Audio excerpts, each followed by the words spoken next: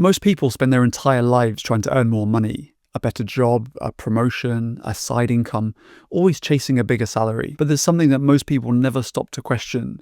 Your salary on its own will not make you wealthy. Not because earning more is a bad thing, but because salary and wealth are two completely different things. And in this video, I want to explain why, and more importantly, what actually does. Let's start with a distinction that most people have never really thought about. Income is a flow. It arrives regularly, it covers your life, and when it stops, it stops. Your salary is income, bonuses are income, freelance work is income. It's money arriving.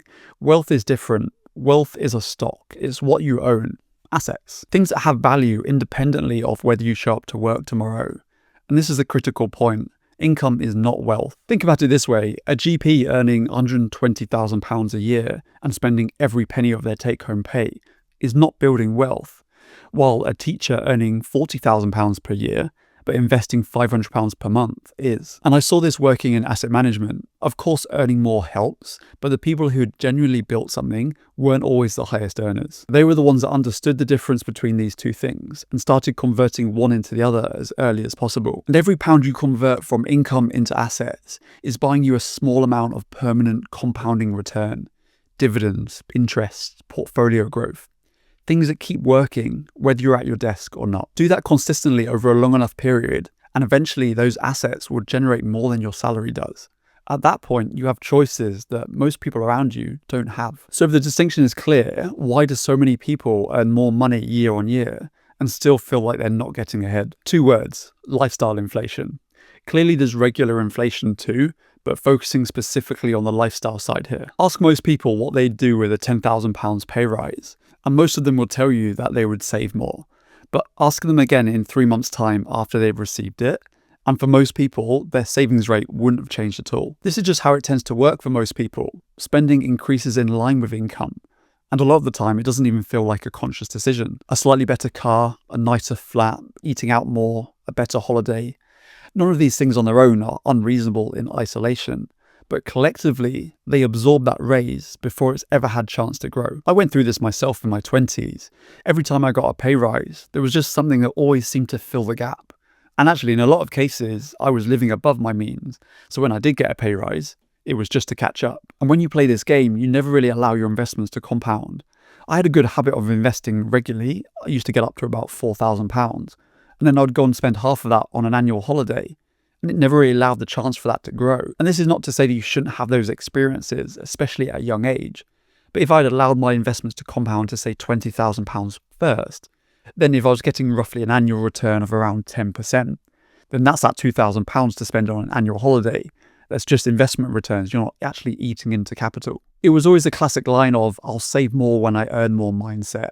And I think a lot of people have been telling themselves this for years. But those years keep on passing. And there's another reason that salary is a less efficient path to wealth that most people forget, and that's tax. A £10,000 pay rise for a high rate taxpayer is actually around £5,800 after you've taken off income tax and national insurance. A £10,000 gain inside your ISA is £10,000. That's not an argument against earning more, it's an argument for making sure you're building a tax efficient income source for the future. So if salary isn't the key variable, what is? Let's talk about savings rate. The percentage of your income you put towards savings and investments each month. Now, let me be clear. I'm not going to sit here and say that your savings rate is entirely within your control, because it's not always. Rent, childcare, energy bills. These costs will vary enormously depending on where you are in life. Someone living in London in their 20s has a completely different starting point to someone who's paid off their mortgage. But for most people watching this, there's more flexibility in that number than they currently use.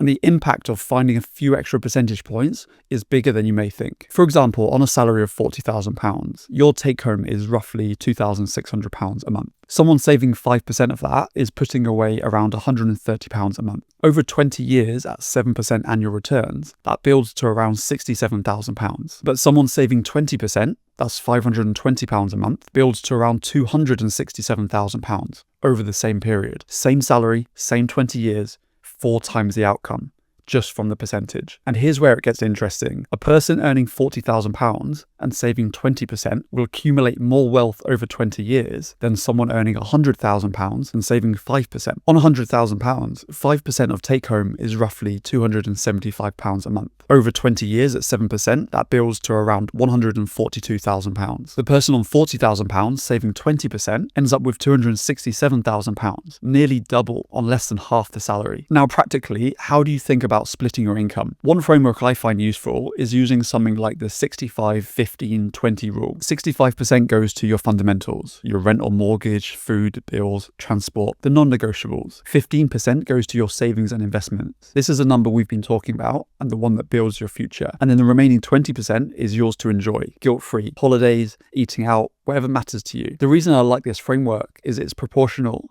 As your salary goes up, the amounts change, but the percentages stay the same. So you're not restricting yourself, you're just deciding in advance which buckets things go into. And it helps to stop that lifestyle inflation problem we talked about earlier, because that 20% is already allocated to fun. You don't need to raid your 15% to have a good time. There is one thing worth saying on consistency though. That 15% should be seen as a target to work towards. It's not always where you're going to start from. So if you're only at 5%, getting to 8% savings rate is going to be a meaningful improvement. And then getting to 12% is going to be another one. And I also want to be realistic about life events. If you go through a redundancy or a period of parental leave, or any other time where your income significantly drops, your priorities are naturally going to shift. Maintaining a savings rate through genuine hardship isn't the point. The point is having a clear target to return to when things stabilize. What the percentage framework gives you is something to come back to, rather than just saving whatever's left at the end of the month, which for most people is very little.